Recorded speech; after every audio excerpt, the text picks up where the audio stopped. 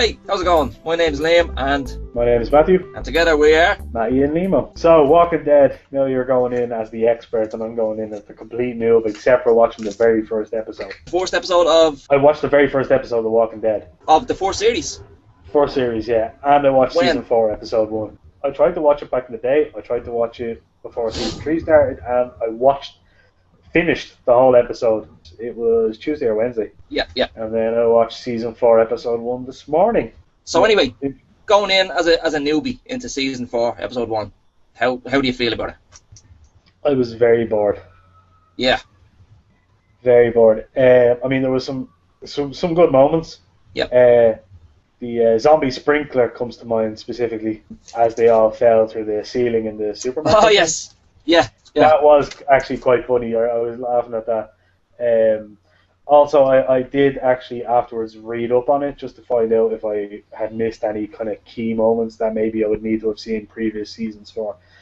And there was a theory that the guy whose name I can't remember, because I think he was the one that died, the one who picked up the bottle of wine. The random black guy. Yeah, I have no idea who he is. There's a theory on the thing that I read. They said that he picked the bottle up and looked at it and kind of was like, no, and put it back, right?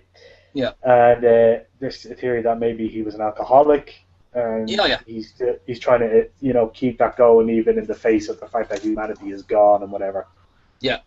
And my first thought was, yeah, but the bottle still kind of killed people, really. Like, you know what I mean? Like, it still brought about death. It's a good metaphor. I thought it was a very heavy-handed moral lesson.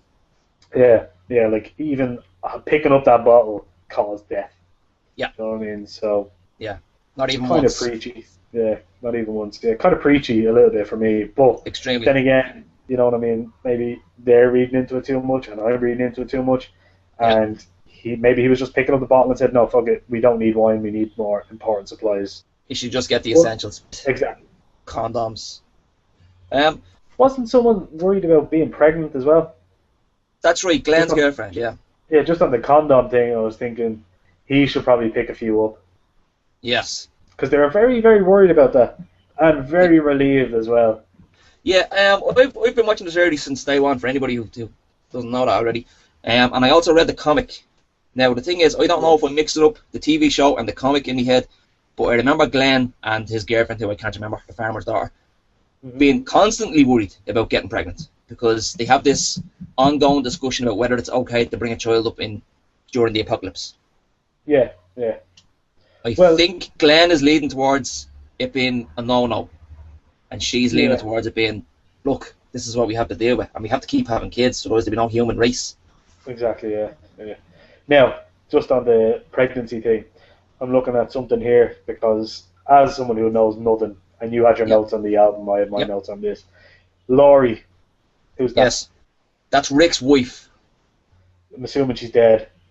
She's dead, and she was about as unpopular to Walking Dead fans as Skylar was to Breaking Bad fans. So her death is probably something that people were happy about. Very happy about. It was long called for. And then unfortunately after she died, we hadn't seen the last of her. What with flashbacks and, Rick seeing her, spirit and what have you. She was. I have to say, I didn't dislike her as much as a lot of people did. I thought she was okay. She was a fairly believable, nagging wife type character. In fairness, now, I'm just back to the Breaking Bad thing, as you mentioned. Yeah. People were very, very harsh on Skylar. Very harsh. I think. I mean, in fairness, it's not like he was leaving the toilet seat up, or she caught him watching internet porn with midgets and nuggets. Like, he was selling meth. Do you know what I mean? Like, she had a fairly good reason to be pissed off. Bringing gangsters into the house. Exactly. This Laurie thing, was it the similar kind of thing where, like, she was right in her complaining, or was it like, no, she was just being a bitch? Totally just being a bitch. Yeah. Right, okay. Yeah. He turned up. You probably already know this. He woke up after his coma. I think he was hanging around with a black fella for a couple of episodes, and then he ended up meeting Laurie at this campsite, which was great. He banging his mate as well. This is what is going on. His mate, his partner as a cop, was banging his missus and raising his kid. He's only been in a coma for a month, by the way. We're not talking about 6 months or 12 months. 4 weeks. Okay? So he turns up and she gets back with Rick, tells Shane to fucking hit the skids, forget about it. What was happening there, that was during crazy time. This is now family time, okay? Yeah. Shane doesn't really like the sound of that. And in fairness to him, who would, like, you know? He's still a dope board, don't get me wrong. Now, the thing is, Rick, because he's a cop, and because he's a great guy and what have you, he sort of became the unofficial leader of the group. In fact, fairly official. But she kept questioning his authority constantly and his moral decisions. And that's the nagging wife side of it that the fans didn't like. Yeah. She was second guessing all his decisions, you know? But then again, I mean, I suppose, now, as someone who's not a fan of the show and knows nothing, I suppose that would be kind of an interesting dynamic to have all of these people surrounded by this man who's like a lawman, and he's, I mean, you know, people, especially here, really respect the police, really respect the authority. Not the government so much, but the police, you know, once they see them, it's like, okay, here's the police, do whatever they say kind of thing. Yeah. And to have someone in that position in the show who's like a police officer and kind of commands that respect and that level of people look to him as a leader and someone they should listen to. Yeah. To have him being second guessed by someone who doesn't view him as a police officer first as just being a husband. Yeah. It's an interesting dynamic. Do you know what I mean? It's actually kind of a good idea to have going in the show, that he's got this respect from everyone else except from the one person who should be kind of like his support. Exactly. His rock. Kind of thing, you know, and maybe people might have allowed a little bit of nagging from her had she not been fucking his buddy. Yeah, then she sluts out, I suppose. Yeah. One thing I want to say is, and I don't know, do you know the twist, the big twist about The Walking Dead? Because you haven't obviously watched anything from the first episode to the most recent episode. No, I don't know. I don't know whether I want to. Should I spoil it for you? Have you any interest in watching the series? Just go ahead and spoil it, because if I do get into it, which I haven't been able to get into it, I don't see myself being able to get into it. Yeah. Just go ahead. Do you know what I mean? Just go ahead. Chances are, as you do get into it, you'll start seeing things on the internet, and you'll find it beforehand anyway. It comes up in Series 3. The twist involves the virus itself. Okay. The twist is everybody already has it. So when you die, regardless of how you die, you will come back as a zombie. Okay. You don't need to be bitten. Well, now that you mentioned that, actually, I think I saw that in the recap that I read online. Yeah. I'm nearly sure that someone actually mentioned that in the recap. That because someone dies at the end of this episode. What was his name? The crazy Jewish-looking kid, yeah. Yeah, and he starts bleeding out of his eyes and all that shit. Again, he's a new character who I have no knowledge of. No. This is the reason I bring this up, the twist. Because that episode, the whole thing with the pig, and there was an awful lot of focus on Rick cleaning his face with the water in the barrel, and that kid doing it as well. Yeah. And also, you might remember the zombie at the railings with the bleeding eyes. Yeah, I saw that, Yeah. They kind of... And then the kid died at the end, and the pig also died, I think, 5 minutes before that.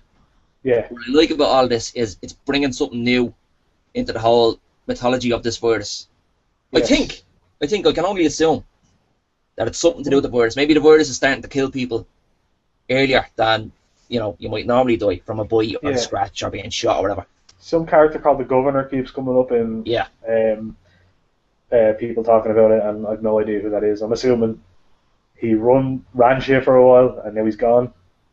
He ran a small town that had managed to fortify itself. Okay. And they had this kind of Stepford Wives type thing. It was this perfect little American slice of apple pie.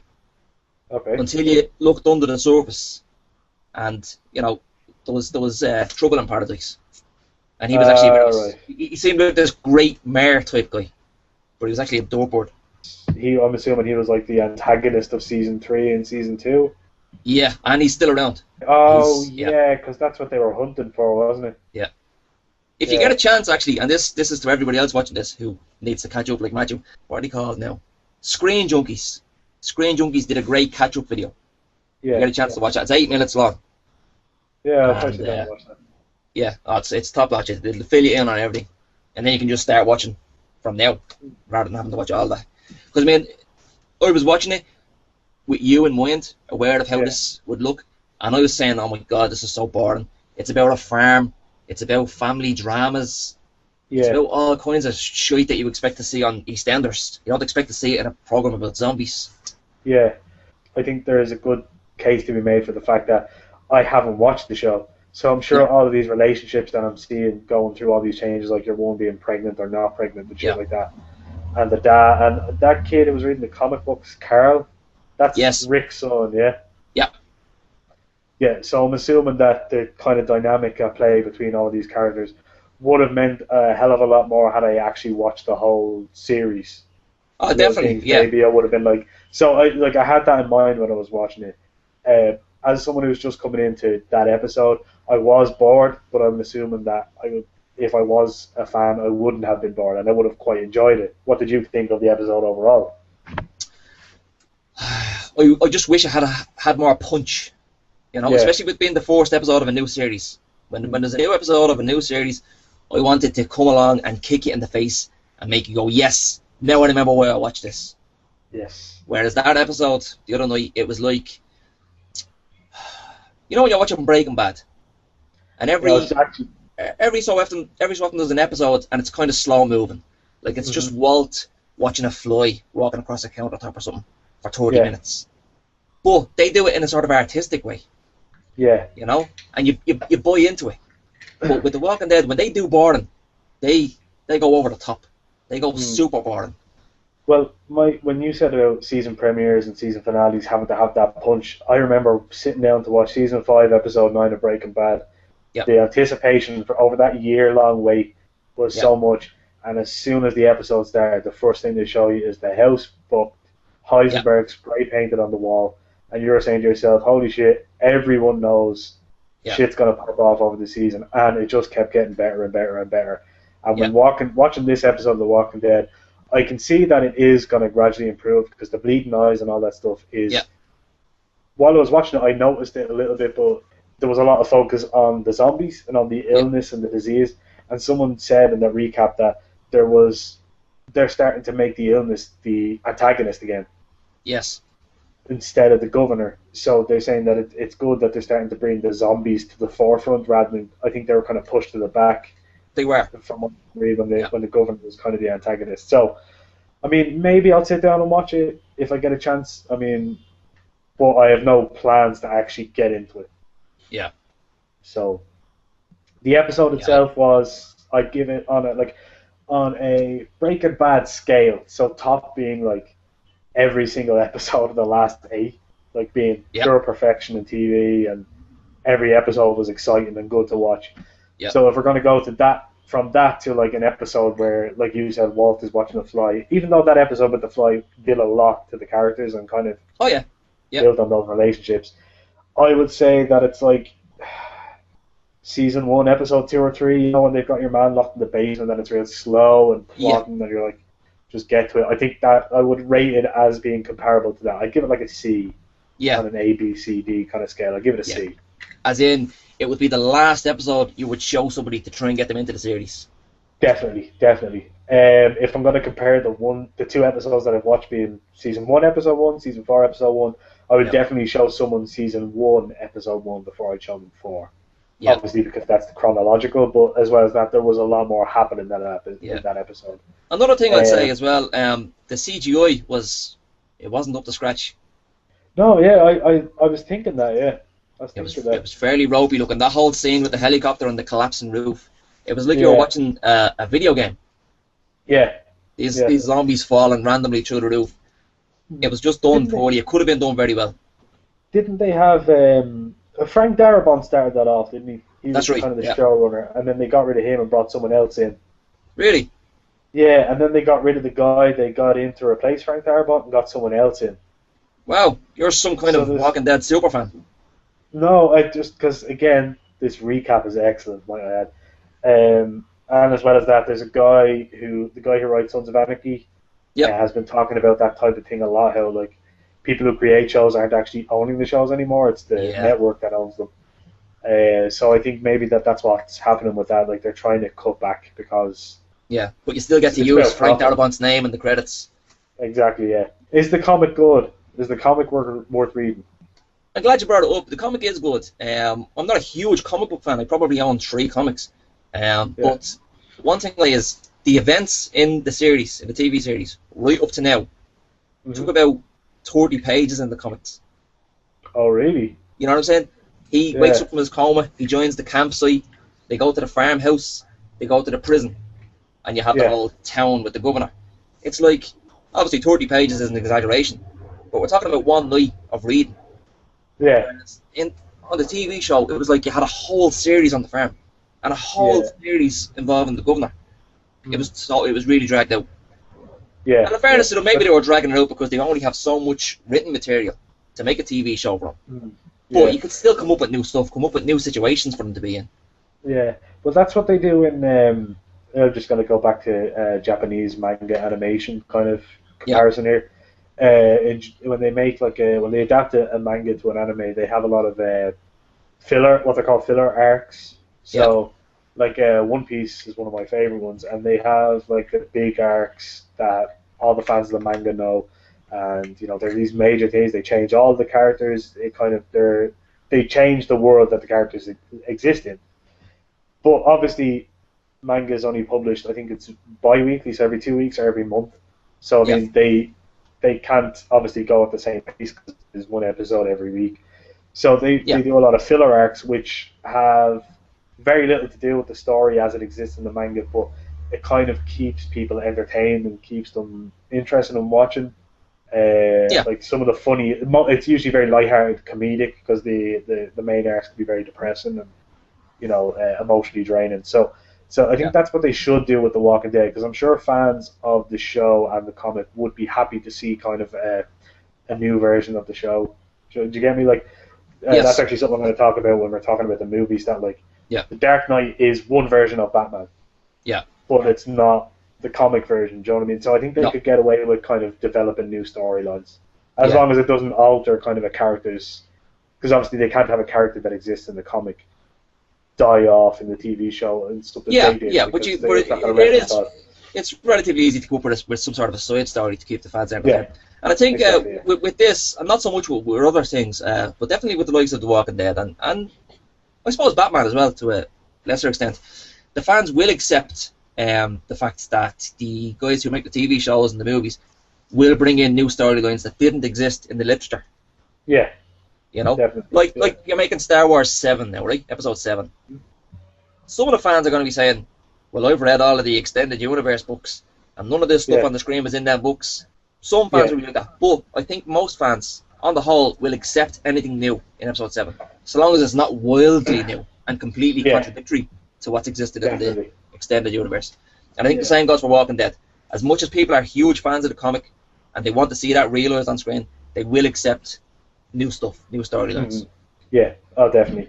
Yeah, I don't read the One Piece manga. I am planning on reading it, but there's 700 volumes of it, so that's a lot. But I did know of kind of major arcs that I was very excited from, because I'll read arc summaries and stuff like that, and I know I was very excited for specific things happening when I was watching the anime. But it didn't detract from me watching the filler ones. Do you know what I mean? I still watched them, I still enjoyed them. So I think they should maybe push on with doing that with The Walking Dead. Rather than just trying to stretch a whole, maybe 2 or 3 issues over a whole season. Because I would assume that the comic books are actually quite short. Well, I have a compendium, so I have no idea how small the individual comics were. But it's particularly short. So what's your Liamo-san grade? The problem with the rating, what's your rating? As a new person? C? A C, I'd give it a C, yeah. I think that's a fair rating. I think it's a fair rating from a new viewer, and it's probably what I'd expect. Yeah. It's enough for you to get it slightly interested in it, if you're interested in that kind of thing. I mean, what competition do you have for zombie shows on TV? There's no competition that I know of. But that doesn't mean you have to love it. Yeah. For me, I'm going to give it, again, 1 thumb up, not 2, just 1, and actually only just the tip, just that little bit there. Because it embarrassed me. It embarrassed me in front of my friends, and I'm angry with it. It let me down. Everybody knows it's the first episode of the new season, and you expect to be slapped in the face. So I would assume you were hoping for an explosive opening that would have me going, holy shit, it was amazing, it was great, but explosive opening, major characters getting maimed, losing limbs, not necessarily dying. And I think it's a cop-out as well, killing characters in the first episode that we don't really know or cared about. Yes. It's a huge cop-out. Definitely. Either don't kill anybody, or kill a bunch of people. Like, kill 50 people. Even though I don't care about them, 50 people dying on screen will get to me. Actually, no, two guys I don't give a shit about, and one of them really annoying, kind of like a young Woody Allen. I wanted him to die.